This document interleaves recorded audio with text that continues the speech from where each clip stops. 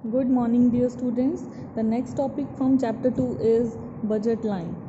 अभी तक हमने क्या डिस्कस किया चैप्टर में कि अलग अलग कॉम्बिनेशंस लेते हैं हम दो गुड्स के जो हमें same level of satisfaction provide करते हैं, but which combination will a consumer actually purchase. अब कंज्यूमर को तो उनमें से कोई एक ही कॉम्बिनेशन परचेज करना है, तो वो एक्चुअली क्या परचेज करेगा, it depends upon his income, it depends upon his budget and price of the two commodities. वो दो गुड्स कितने के हैं और कंज्यूमर का बजट क्या है, इन दो चीज़ों पे डिपेंड करता है कि कंज्यूमर एक्चुअली कौन सा बंडल प्रेफर करेगा, कौन सा बंडल वो परचेज करेगा. कंज्यूमर बजट क्या है, it states the real income और purchasing power of the consumer. Consumer budget है रियल इनकम या कंज्यूमर की परचेजिंग पावर है, जिसमें से वो कुछ भी quantities bundle of two goods कोई भी क्वांटिटी वो परचेज कर सके, उसकी परचेजिंग पावर को हमने यहाँ पे बजट बोला है.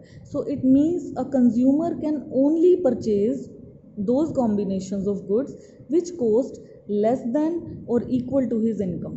कंज्यूमर वही बंडल्स तो परचेज कर पाएगा या तो वो पूरी इनकम खर्च कर दे या इनकम से कम कॉस्ट हो तभी परचेज कर सकता है. अगर इनकम ज़्यादा है, इनकम कम है और कॉस्ट ज़्यादा है तो वो परचेज नहीं कर सकता.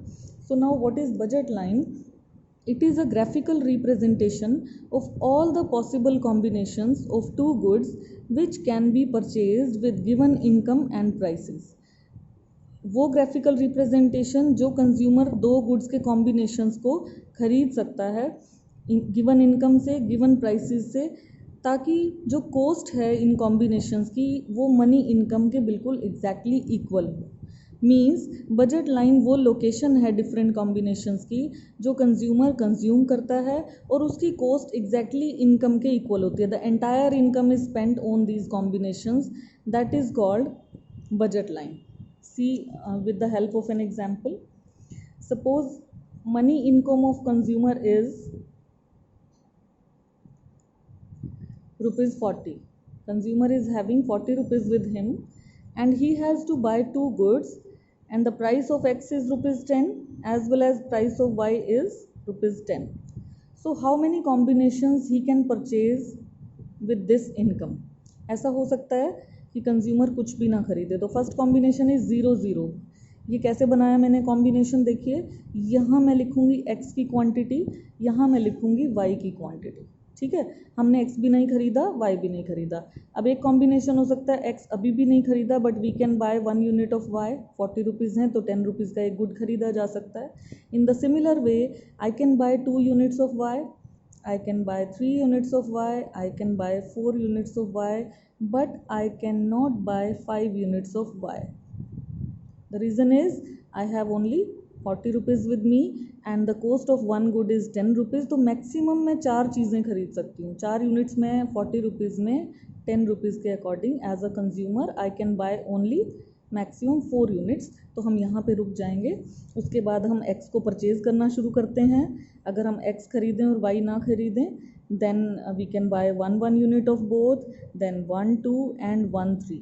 क्योंकि 4 गुड्स से ज़्यादा हम नहीं खरीद सकते तो मैंने x का 1 यूनिट और y का 3 यूनिट परचेज कर लिया. But I can not buy 1-4 combination. Reason is again same, I can not buy 5 goods out of this limited money income 40 rupees. So let us increase the quantity of x now.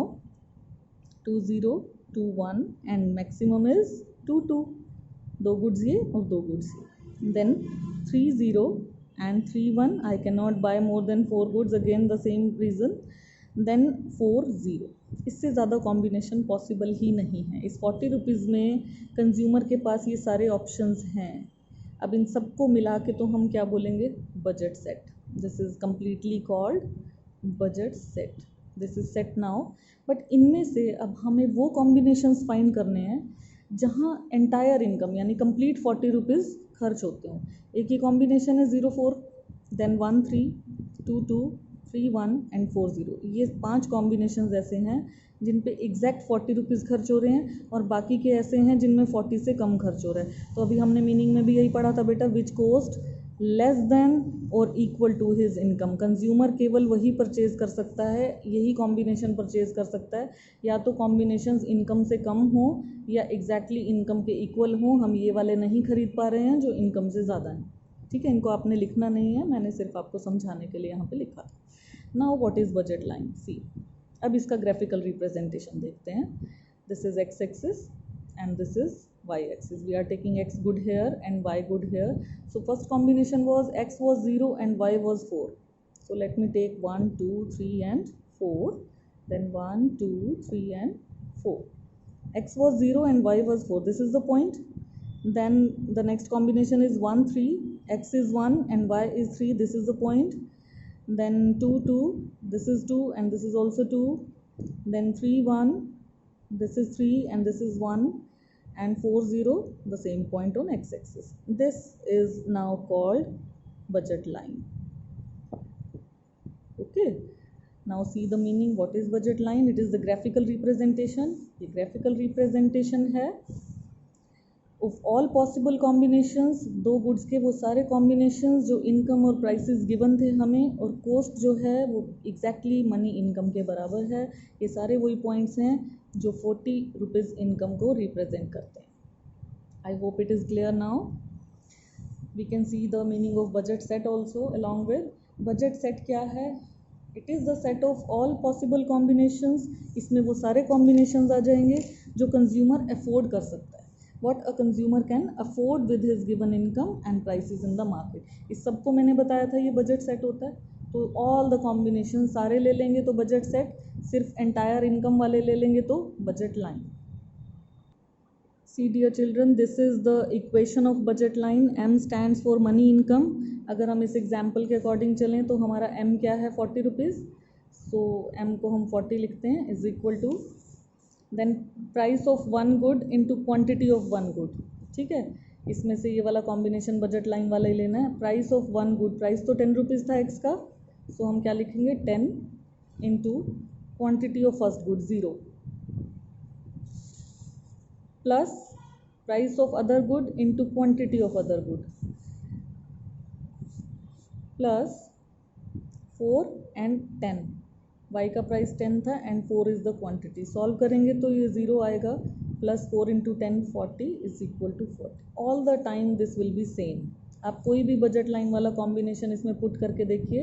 एक और example देखिए, 1 3 को put करके देखते हैं। अगर मैं यहाँ लिखूँ 10 into 1 then it will become 10 and 10 into 3, 10 into 3 means 30, again it is equal to 40.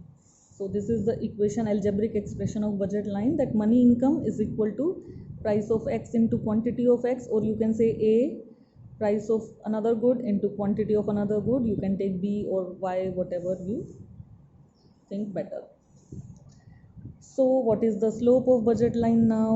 We know the slope of a curve is calculated as a change in variable.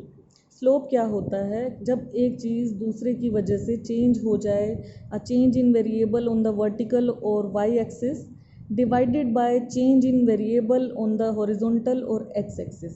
Y axis और X axis में जो change आता है उसे हम slope बोलते हैं। सी मैं इसी बजट लाइन में बताऊंगी आपको। This is called slope. यहाँ से 1 यूनिट कम हुआ था और यहाँ 1 यूनिट बढ़ गया था। This is called slope of budget line. Okay, ये स्लोप होता है बेटा। This triangular portion is called slope. उसको कैसे डिफाइन करेंगे? Slope of budget line is change in good sacrifice. जो आपने सेक्रीफाइस किया वो ऊपर लिखेंगे एंड जो गेन किया है वो नीचे लिख देंगे, डेल्टा ए। यहाँ एप्पल्स और बनानास का ही एग्जाम्पल चल रहा है, so it is written change in units of bananas. जो सेक्रीफाइस करने हैं और जो हमें गेन करना है उसको हम उससे डिवाइड कर देंगे, it will become slope of budget line. Thank you, have a nice day.